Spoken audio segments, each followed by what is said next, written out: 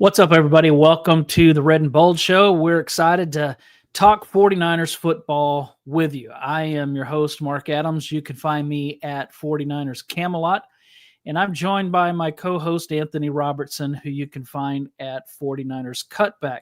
Ant, how are you doing? Doing good. I was excited to, hear the news that the 49ers are making a move. And, it's one of those interesting things that a lot of people are expecting it to be a big time, huge splash move. And I think that we've been talking for a while that it was going to be somebody that made sense financially. And then, John Lynch and Kyle Shanahan, they kind of inferred that it was going to be a long-term type thing too. And then they go out and they do something. And I think it's a positive move for the 49ers as far as it gives you an idea of what they feel about this team. They feel this team is a playoff contender.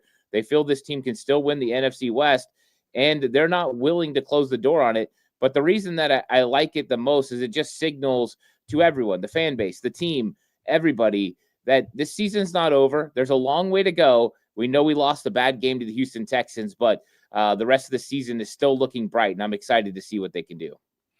And it was a bad game. We'll get into that here in a minute.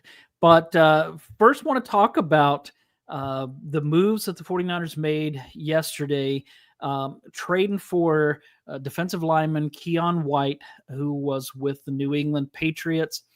I think he's in his third season. He's like 26 years old, so still a young guy. They'll have him this season. They'll have him next season as well. It sounds like, he was drafted by Bill Belichick, looked decent as a rookie. Then his next season had a different coach. Who would have that been? Mayo? Is that who that was? I can't remember. And he had a good season. A lot of quarterback hits. I think he only had like 5 sacks, but he hits the quarterback a lot. So he's a pressure guy. And then this season, another new coach in New England, and I guess maybe they've changed up their defense or something, and he just was the odd man out and actually was a healthy scratch last Sunday. So what do you think about Keion White, his fit with the 49ers? I assume he's going to play this week because they don't have anybody else. So who do they have? They have that's healthy. They have Keion White, Clelin Ferrell, who we'll talk about in a minute. Mikael Williams. Mikael Williams. Robert Beal Jr. Robert Beal Jr. There's that other guy that has like 3 names that I can't think of his name right offhand, but I'll think of that here in a second. Maybe somebody in the chat will be able to tell me who that William Bradley King. But he's a practice squad guy, so they may have to, and Clelin Ferrell's on the practice squad. So that's probably the 2 promotions, I would think, or elevations for Saturday, because they don't have bodies and they need help. But what do you think about White and his fit for the 49ers defense?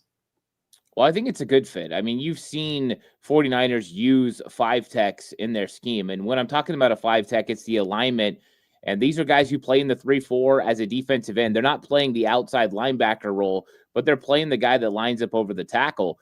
And that's exactly what he's done a lot. He's had a lot of snaps on the outside. He's had a lot of snaps on the inside. What you get is another versatile type player, right? The Charles Omenihu, and now Mikael Williams type player that you can kind of move around. Yetur Gross-Matos is built, the same way. Now, Gross-Matos goes about 265. When you look at White, he's huge, 285 pounds. This is a guy that can absolutely stop the run, can play inside a little bit more. I think this gives Robert Saleh a versatile piece to use, and I think he's going to be more successful once he learns Chris Kaceric's defense to be able to rush the passer and you stop the run on the way to the quarterback. I think that method's going to work for him.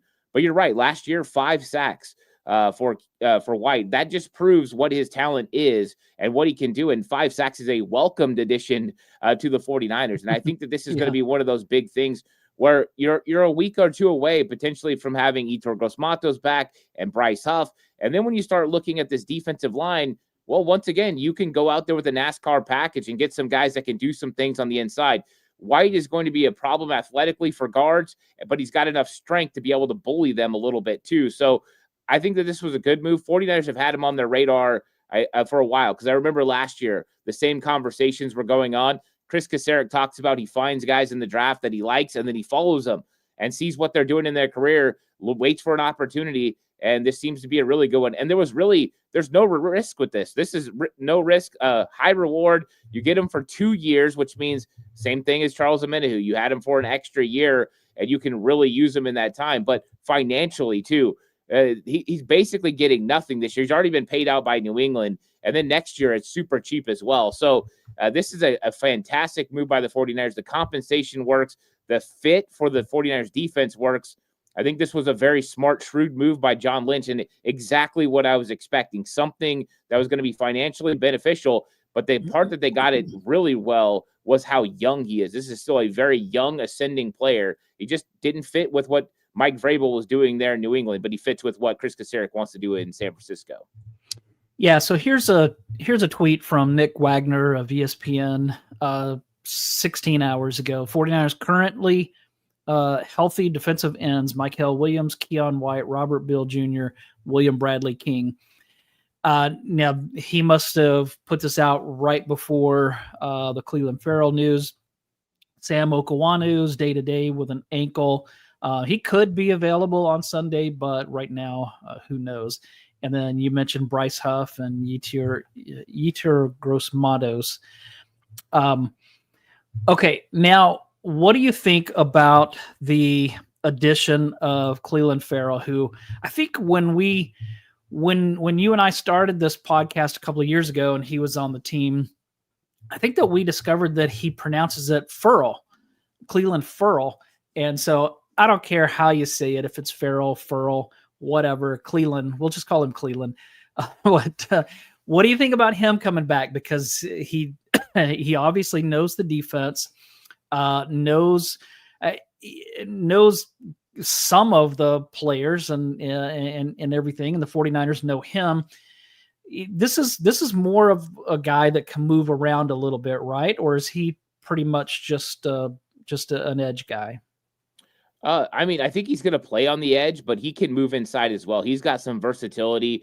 The one thing I love about Clelin Ferrell is the fact that he can play the edge and stop the run. That was one thing he did in 2023 that I think really hurt the 49ers when he got injured going into the playoffs. They were missing him in that playoff run that got him to the Super Bowl. There's questions. I mean, he was playing so good as the base defensive end. He might have helped them win the Super Bowl. That's how big of an impact he was making.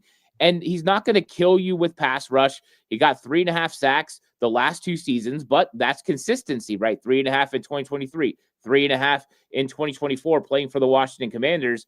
But what you're going to get is a nice firm edge. He's going to play the run well. And then occasionally he's going to get after the quarterback. I think when you're looking at the 49ers depth, that's exactly what they need. So a couple weeks ago, when he got released from the Chargers practice squad, I started saying, hey, I think Clelin Ferrell would make a lot of sense. And so I do believe that. I said this yesterday. I thought they should sign Clelin Ferrell. They did sign Clelin Ferrell. And I think that this is a very good move for them. And now they've added a couple more pieces. And with Ferrell, he's on the practice squad. I expect him to get elevated. But you brought it up. He understands this defense already. He's a plug-and-play guy in Chris Kacerek's scheme. So this is a guy that can make an instant impact, and they need instant impact. To me, he's very Sam Okwaну-ish. Where he plays well against the run. Now, I think Clelin Ferrell's a way better run defender than Sam Okwanu. Okwanu's not bad. I just think Ferrell's that much better. But right now, Ferrell's a guy that's produced more than Sam Okwanu and some of the other guys, especially Robert Bill Jr. So this is a great move for the 49ers. Once again, another shrewd move. Bring somebody in that understands, and hopefully he can make an impact. And, of course, he's trying to impress teams around the league. But I think the 49ers might have just got themselves a really solid player that they needed, because this is still a first-round talent. And so I think this is going to be impactful. All right. Thanks for everybody that's in the chat with us. Also, thank you for everybody who's watching or listening. But those that are in the chat, see some questions. We'll get to those here shortly, I promise. One of the reasons that the 49ers are making these moves is because they have had a plethora of injuries. With the amount of injuries, especially the soft tissue, because some like what Bosa had, what Warner had, those things, even the Brock Purdy injury, some injuries are inevitable because it's sports, right? And this is a violent game. But the 49ers have a lot of soft tissue injuries. And to me, I feel like a lot of those, not all of them, but a lot of them can be avoided. Um, they've got to make a move once the season's over. They've got to do something with the strength and conditioning staff, right? I mean, do they deserve most of the blame, part of the blame, none of the blame? I'm not an expert, so I don't know, but I just feel like they have to make some kind of change. I think everybody kind of wears it. You know what I mean? I think this falls on a lot of people. I'm sure the strength and conditioning, that's the easiest target because the injuries and who works with those guys on the daily. But let's not forget that these players also are spending, thousands and in some case millions of dollars in taking care of their bodies. And they're working with specialized coaches and trainers and different sports and conditioning. And they all have their own ideas. One of the things that these guys talk about when they're rookies is when they come in, they talk to the veterans about what the veterans do to recover. And as you age, it gets a little bit more important. And as George Kittle, for instance, has aged, he's put more time and money into his body, yet it didn't stop him from getting a hamstring injury. So I think that there is some for the strength and conditioning and the way that you go about it. It kind of wears on you. I think that the league, as far as the Players Association, needs to wear some of this as well. They've changed the method at which you do training camp and some of the practices. I think that's part of it. I think there's also a push to get bigger, faster, stronger. And with the new training techniques, it pushes these players to the limits, and they're more likely to kind of push something a little bit too far. So I do think it's kind of on everyone. I wouldn't be surprised to see the 49ers make some adjustments again to their strength and conditioning because they suffer more injuries than anyone else. But I do believe that there's a lot of things that go into this and a lot of people that need to wear it. And I think players themselves, some of them were maybe ill-prepared. Some of them maybe worked a little bit too hard. Everyone's trying to figure it out. But I think if you canvass the league, you can see it all the way around. There are injuries all over the place. It's been pretty ridiculous, but I think it's because of the training methods and how these guys are pushing themselves to the limits. Yeah, we've been talking defensive line, so I want to get to this question from Lori, and thanks, Lori, for that super chat there. Here's the question: do you guys have an update on Valdez, Sebastian Valdez? Is he too raw to be thrown into this D? Yeah, that's a good question because he does seem like maybe he would be, especially considering the injuries, that maybe bring him in there, see what he can do. But for some reason, they're not ready to bring him up. Yeah, I mean, he was the practice squad player of the week last week. He's been doing some things. I think when it came to Sebastian Valdez, it's the decision of, is he going to stop the run consistently? That was really the thing he's deficient in right now. He does a very good job rushing the passer, especially for a young guy. I think he is a developmental player. And I think they like him. I don't think they want to lose him. I think they see an opportunity for him to be somebody down the road in the future for this football team. But yeah, there was a lot of development that needed to happen when it came to stopping the run and just being able to anchor against double teams. We're already seeing Kevin Givens. He's really struggling big time when it comes to that. And we're seeing some of the other guys, Alfred Collins as well. So he's just a young guy learning. But I think at some point, I don't know if it'll be later on in the season. My guess is it'll probably be next year. That's where we'll see Sebastian Valdez have another opportunity. And the way that he works and the way that he prepares, I expect him to make a bigger impact. But that is a guy with pass rush upside that they're going to need next year. Maybe he is the replacement for Kevin Givens, who's in the last year of his contract and could be moving on. Want to get to this question from Joe Carmack. So is it Bill and Williams at edge? Yes, I think that if Sam Okwanu is not playing on Sunday, it's going to be Mykel Williams and Robert Bill Jr., which is scary to think about. But hopefully Okwanu's going to be good to go, but I don't know. Doesn't sound like he's going to be available. So I would expect Williams and Robert Bill Jr. to be the starters. What do you think? I'm on to something there, or you think I'm not? I mean, I wouldn't be surprised, and Mikael Williams is going to stop the run. I think the one thing interesting about that group that you're talking about is they can stop the run effectively. Robert Beal Jr. did a good job against Houston Texans setting a firm edge. He does that. He just doesn't rush the passer well. Well, that's not a big worry because when you get to third down, you could put in Keion White, you could put in Clelin Ferrell, and you could go to some of these other guys. That's easy. Kind of turn those guys loose and let them play. But I mean, with the way things look right now, Keion White is going to have to go out there and make an impact in day one, and probably Clelin Ferrell as well. I don't know if Sam Okuanu is going to be ready to go or capable. And so I think that, for the base downs, it'll probably be Mikael Williams and Robert Beal Jr., former teammates at Georgia, and they're going to be expected to stop the run. And then you're going to bring in those other guys to rush the passer, no different than what you've been doing. And so I don't think it's that big of a deal. But, Beal Jr. is going to get more snaps than I think anyone was hoping he was going to get this year. Joe also asked, why was CJ a scratch last week? I think that he's dealing with an injury. I don't remember what it is, but I'll try and look it up here in a second. But do you remember what kind of injury he's dealing with? He originally had a hand injury. He had surgery, so he was wearing a cast.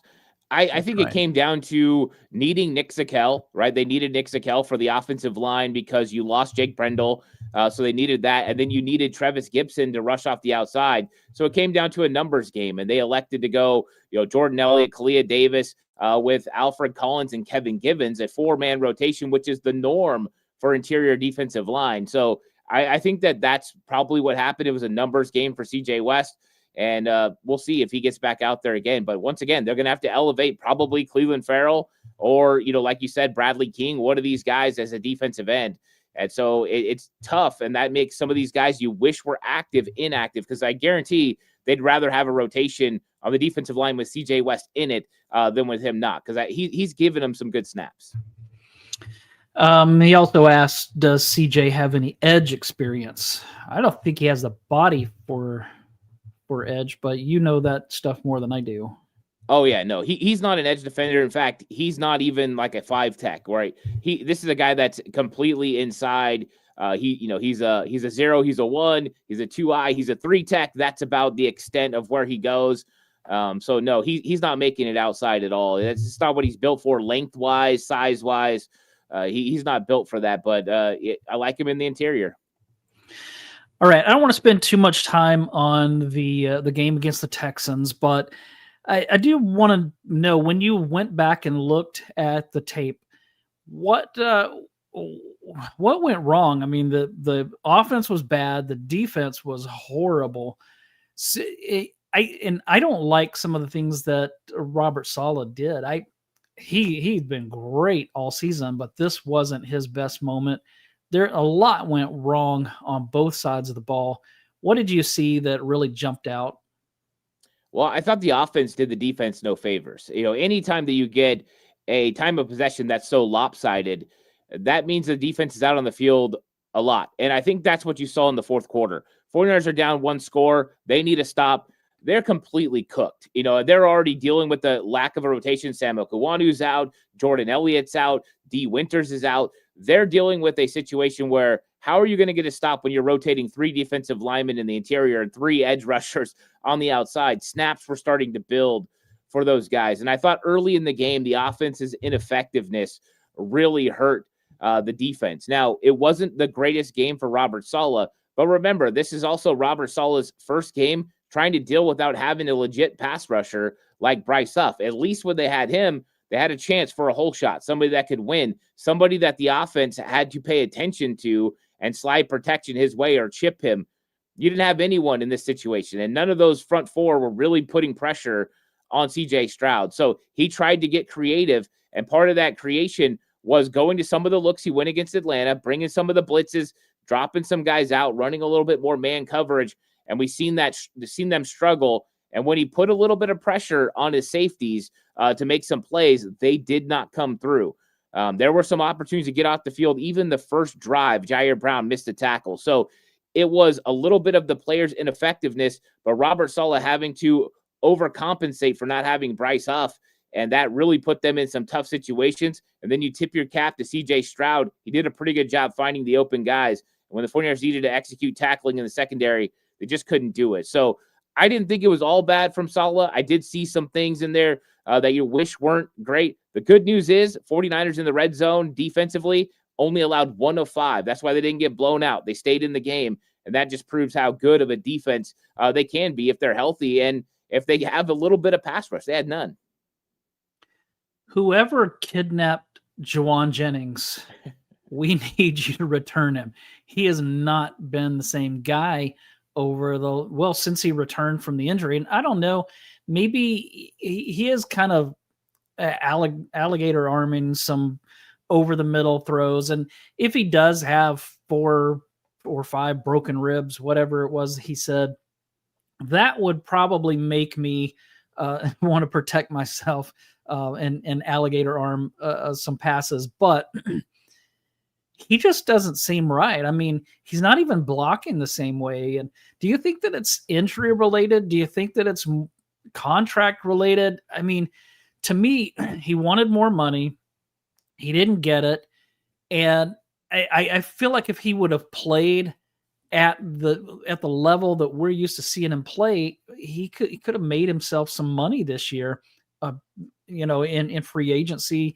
I feel like he's costing himself money in addition to hurting his team. Multiple penalties, drop passes, although the one that he caught at the 1-yard line was a great catch.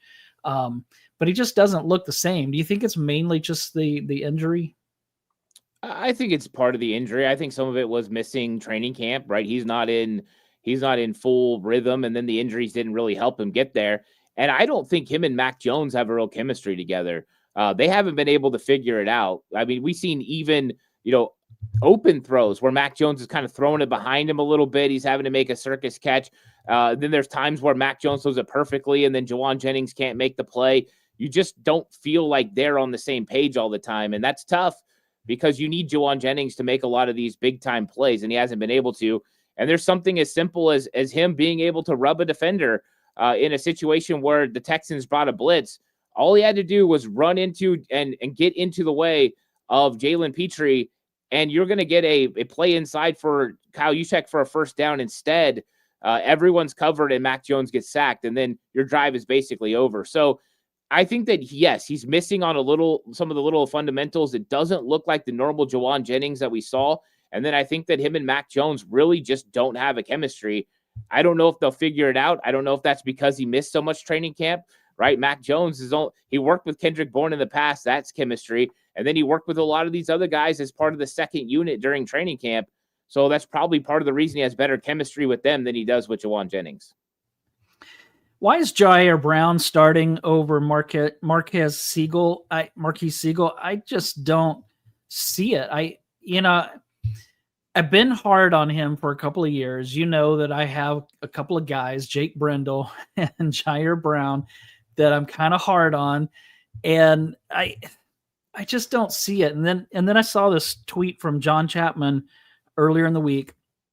Jair Brown allowed a perfect 158.3 passer rating when targeted versus the Texans.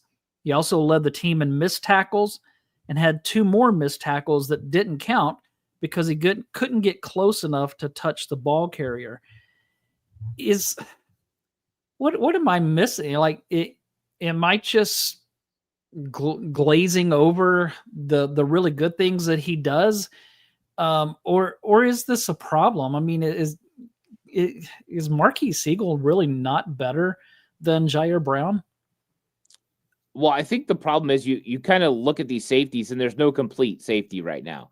Jair Brown, they put him in for coverage purposes. That's really why they put him in. And then, of course, this week he got cooked. But if you look at what he did against Atlanta, there were some moments where, he was successful. He had some successful moments in coverage. The one area no one can argue is Marquise Siegel is a far better tackler than Jair Brown. I was actually shocked to see Jair Brown make a couple of the plays he made around the line of scrimmage, which were fantastic.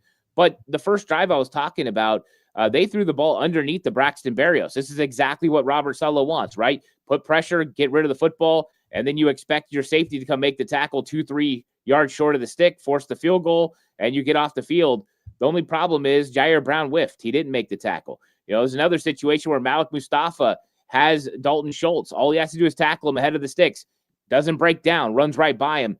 Those are the kind of things that frustrate you, and those are the moments you go, why can't Marquis Siegel be in there? Because Marquis Siegel's made those plays this season.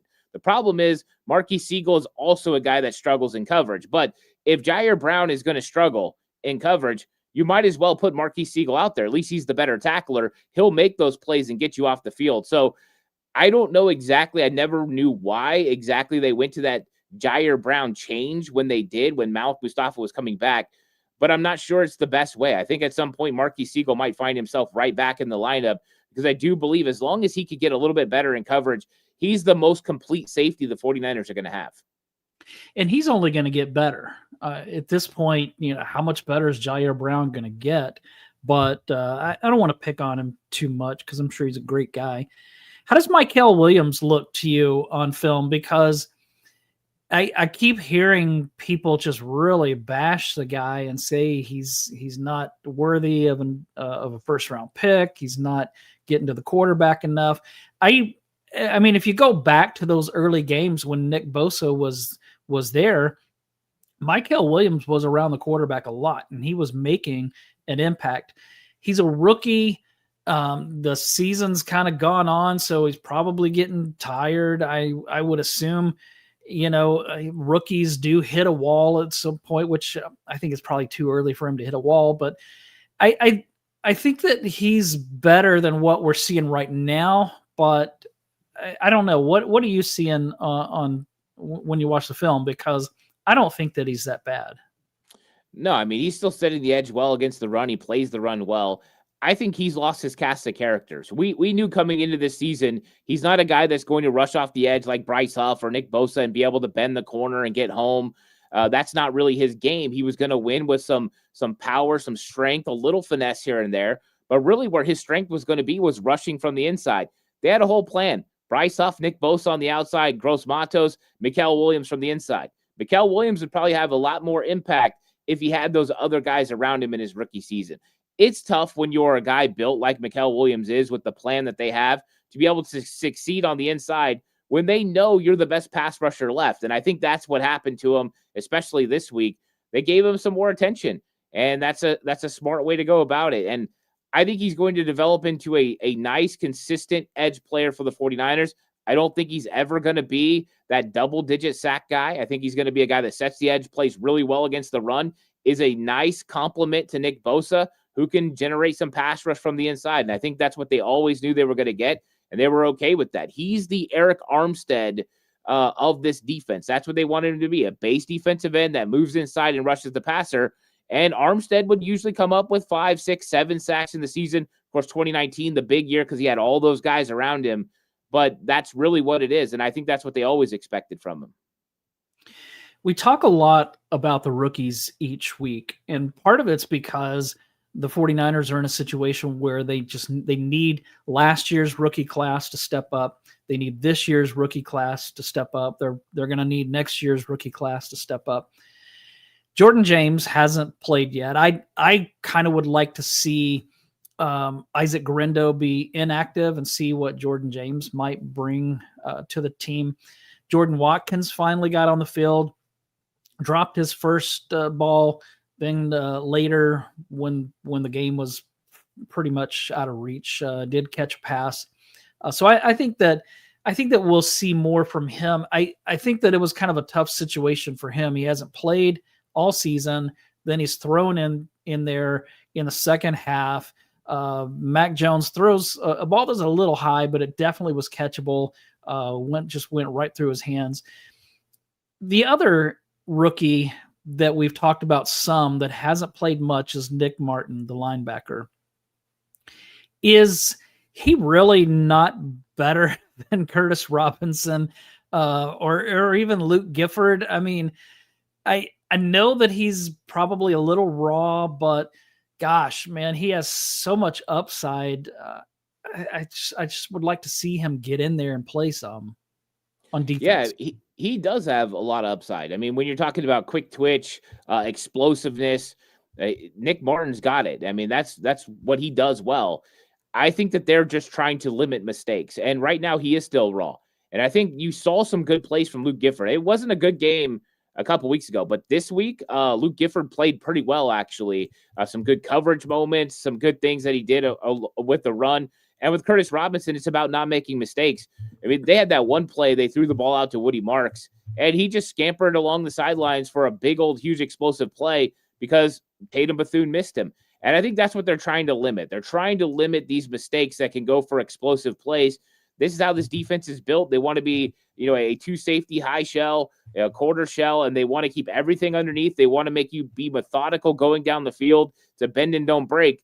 I'm not sure Nick Martin right now, they feel comfortable that he understands his defense well enough to not make those mistakes. Once they do, and they feel like he's not going to make the little trivial mistakes, then they can start using his athletic ability to get him in there and have him create, because I would love seeing him in the Gifford role coming off the edge. I would love to see that. I think that would be impactful. I would love to see him blitzing. He's explosive. He's fast. He should be more dynamic in coverage. But that was something when I watched him at training camp, he was slow to develop on, was the coverage steps, the drops, getting into the right place, keeping his eyes in the right spot. So it's just a development thing. But I love the fact that he's on the sidelines playing special teams now. I think that's going to be good. And at some point, I'm not even counting out the second half of the season, he could end up getting in there and making some plays. All right. Let me throw out a couple of things that I'm seeing on X from Jeremy Fowler of ESPN, saying that the 49ers are among the teams interested in Bengals defensive end Trey Hendrickson. He noted up to this point, the Bengals have rebuffed trade inquiries, and sources have maintained that Cincinnati has no plans to trade Hendrickson right now. It's interesting that that they're still being linked to Hendrickson. I don't think the Bengals are trading him, and I don't think the 49ers are going to go get a big fish like that. What do you think? Well, actually, first, this is kind of along the same lines, and then I want to see what you think. This is from Coach Yak on X. Dan Graziano is confident the 49ers are not done making trades despite trading for Keion White yesterday. Here's what Graziano said. I know they've been calling around about pass rush help. They got some Tuesday with White, and they've been known to be active and creative at the deadline in the past years. I'm feeling confident they'll do something beyond what they've already done.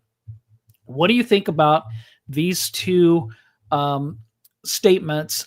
I feel like the 49ers will make another move, but I think it's going to be more of a rotational move.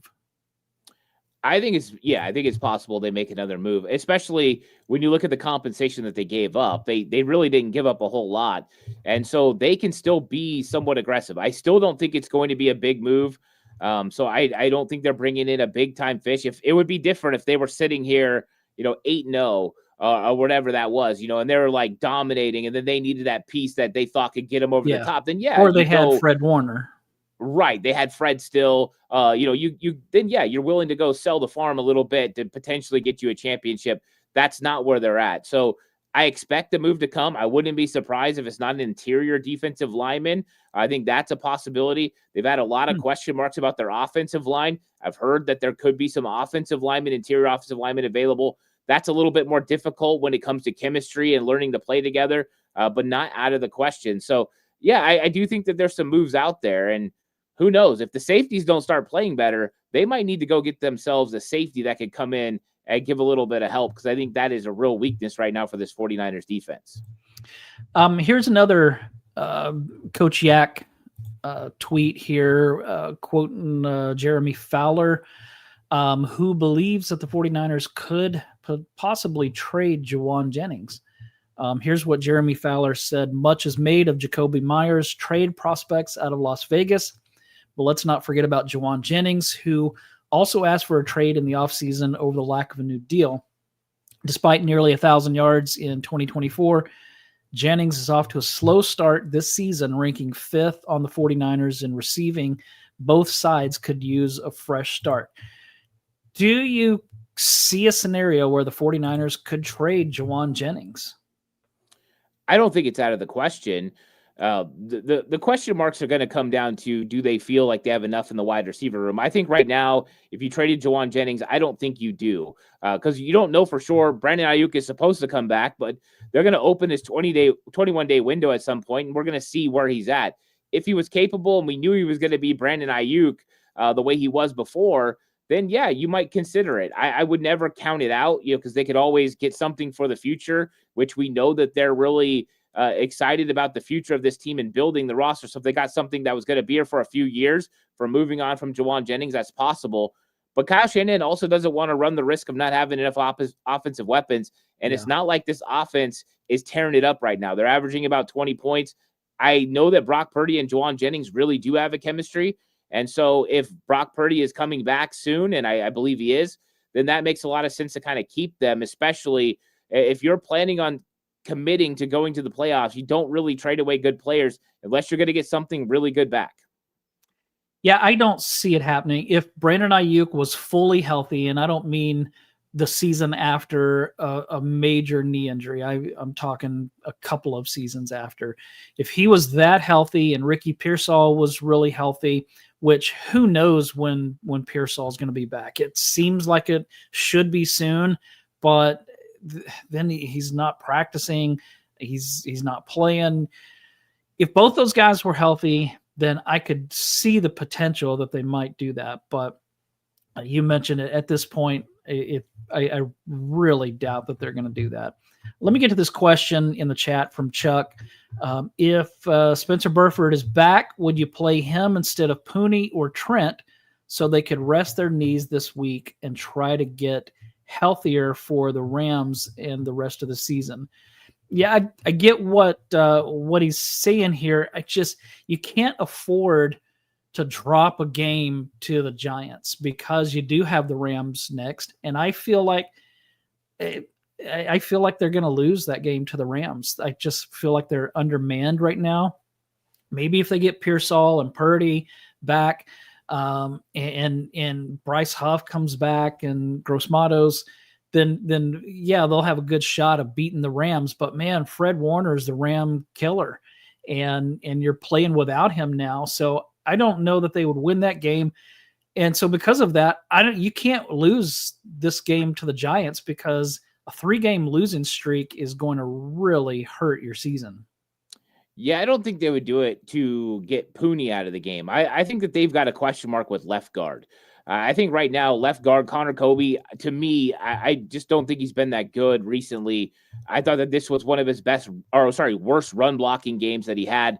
Lots of ineffectiveness, plays that could have been big plays for the 49ers in the run game, not really successful. Then they go to Nick Zakelj in obvious pass sets, especially that last drive of the first half. He was successful there, but not overall successful. Those guys are not the answers at left guard.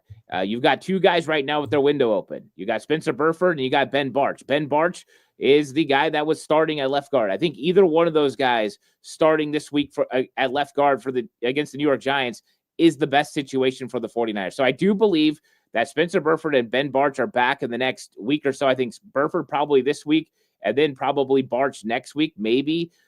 So I think that that's what they're working towards, and that's what they really need to do. They need to make Connor Kobe nothing more than a break in case of emergency type situation. He's just got more development, and he's got a lot of experience now, but we're still seeing some of the same mistakes that we've seen, and the 49ers need to make sure they limit those mistakes. And I think getting a solid left guard will be one of the ways to do it. So I like the idea, but I think Burford, better chance of playing left guard initially, and then probably just back to his tackle role. And what that also means is people might lose their minds, but Austin Pleasance, he might be, he might be gone, and Drew Moss might be gone as they're trying to make roster space, as they might try to get Drew Moss to the practice squad. The Austin Pleasance one, I think, is inevitable, and maybe I'm wrong, but when they signed Andre Dillard to the practice squad, and he was somebody they had in camp that can play guard and tackle, that versatility, what that means is now if Austin Pleasance doesn't come back to the practice squad, you have Dillard that you can kind of move up and down, and that's exactly what they need. All right, let's shift gears and talk a little bit of Giants. Obviously, they're going on the road to the Meadowlands to play the New York Giants, which who are a better team than we thought initially when the schedule came out and you and I did our show where we went through the schedule, who has the advantage. We said the 49ers had the advantage in this game against the Giants. I still will stand by that, but that advantage is much slimmer. In this matchup, where do you see the 49ers having the biggest advantage? 49ers have the biggest advantage when it comes to their running game against the New York Giants. New York Giants' run defense is one of the worst in the NFL. They give up nearly 150 yards per game on the ground. Wow. And we've seen what happens when the 49ers go against a run defense that's ineffective. You've seen what they did against Atlanta. That's the kind of game the 49ers need to go out there and have against New York. New York has got guys. I mean, they've got dudes on the D-line. They got a really good interior pass rusher. They got guys on the edge. But when it comes to stopping the run, they don't have the linebackers. They don't have the safeties that can fill consistently, and you can get some movement up front. So I think that's the advantage for the 49ers. Also, you look at the red zone. 49ers offense is coming on in the red zone. New York Giants red zone defense, terrible. They give up touchdowns at 68%. That's actually the worst the 49ers have faced in the last few weeks. So there's an opportunity for the 49ers to move the ball on the ground and then consistently be able to score when they get in the red zone. They're a perfect 4 for 4 over the last 2 games. If they can keep that going and go touchdowns to field goals against the Giants, they have a really good chance to walk out on Sunday with a win. What concerns you about playing New York? Where are they strong that could give the 49ers problems? Yeah, for me, it's Jackson Dart. Jackson Dart is the one that's kind of concerning to me because his use of his legs. And that's one thing we've seen the 49ers struggle with. And now that you don't have Bryce Huff and you don't have these speed elements coming off the edge, I worry about it. We've seen C.J. Stroud get outside the pocket and outrun Mikael Williams and those guys to the sidelines and kind of pick up some of these first downs. And I've seen Jackson Dart be able to do that a ton. I think he's a much more athletic player than C.J. Stroud. He's got a kind of the mindset for it. And so I worry about him. I don't think he's going to kill you when it comes to completion percentage. He's under 60% this year. He doesn't really turn over the football a whole lot, but when it comes to using his legs, that's one of the problems. So I think for Robert Saleh, it's all about keeping him in the pocket and making him beat you with his arm to, they're missing guys like Malik Neighbors out there on the outside. So I think that's one of the keys, but I do worry about him escaping the pocket and being able to create. And then with Brian Daboll, some designed runs as well. Yeah, Howdy 49er said MetLife Field turf is my biggest concern. Yeah, at this point, who knows what's going to happen. But, it is interesting when you look at Nick Bosa's injury came on the Levi's field. Brock Purdy's injury initially happened on turf, but then was aggravated at Levi Stadium. So I don't think that, this year they're getting hurt everywhere. So I think that we all have those memories of 2020 when the 49ers played. What was that? Was that back-to-back games that they played on that turf? It was, yeah. And that didn't go well. So going to New York to face the Giants, are they going to come away with a win? Well, right now the 49ers are favored. Right? FanDuel has them at a -2.5. So a 2.5-point favorite on the road. I think that that kind of leans into what people think about the New York Giants right now. And I think that the 49ers do have an opportunity to win. I think that, one of the things I was concerned about is the pass rush. Maybe they can generate a little bit more pass rush with the Keion White trade and also with Clelin Ferrell. Maybe they can generate a little bit more pressure. Maybe Robert Saleh has learned a little bit about what he needs to do. I think also the injury to Cam Scatterbo is actually impactful because of the energy and kind of the juice that he gave that offense with some of those physical runs and the blocking that he was able to create. So I think they got a good shot to win this football game on the road. It's never easy to go on the road in New York. It's going to be a black and blue game. I believe that it's going to come down to who's more physical. And I think the 49ers, if they can establish the run game, they're going to have an opportunity. Now, I don't know what's going to happen with Brock Purdy, if he's going to be capable of going. So we'll see. But I think either way, whether it's Mac Jones or Brock Purdy, the 49ers should have the capabilities to win this game. And I think it's going to be a tough one, but I think they can get out there with a win. And then, like you said, week 10, Los Angeles Rams come to Santa Clara, and that's going to be a big one. Before we take off, why don't you tell us a little bit about FanDuel and what you're doing there? Yeah, right now, FanDuel is the title sponsor of 49ers Cutback. And every week, you can go and find cool player props. I've been finding some cool player props last week. Bet Kendrick Bourne over 40 yards at plus 141, and it was successful. Bet the under, that was successful. So there are definitely things you could take advantage of, some cool same game parlays and stuff like that. So FanDuel's always a good place to check out if you're into betting. If you're not, well, that's understandable too. But if you feel like doing it, FanDuel's a good place to do it. Great stuff.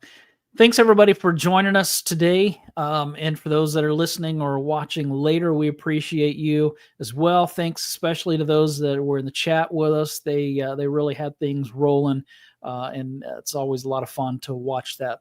Thank you, Ant. Good stuff, as always.